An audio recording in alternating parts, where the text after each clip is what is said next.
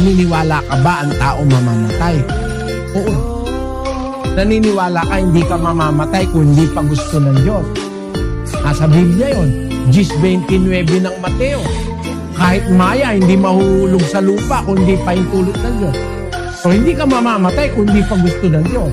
Kung hindi pa gusto ng Diyos, huwag ka matakot mamatay. Kasi, pag natatakot ka mamatay, parang natatakot ka sa gusto ng Diyos. Ang paniwalaan mo, mamamatay ako pag gusto ng Diyos.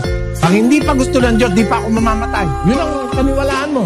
O maaalis yung takot mo ka. Eh, huwag ka matakot. Maniwala ka sa Diyos. Ba't mo po problemahin eh, mamamatay ka lang pag gusto na ng Diyos? Kung hindi naman gusto ng Diyos, di ka pa naman mamamatay. Maya nga, hindi mahuhulog sa lupa eh. Kung hindi kalooban ng Ama na nasa langit eh. Eh kung yun lang maya, maliit lang ng halaga nun eh. Mas malaki ka sa maya, mas mahalaga ka sa Diyos. Hindi kanya papayagang mamatay nang hindi mo pa oras. Kaya handa mo na ka ako sa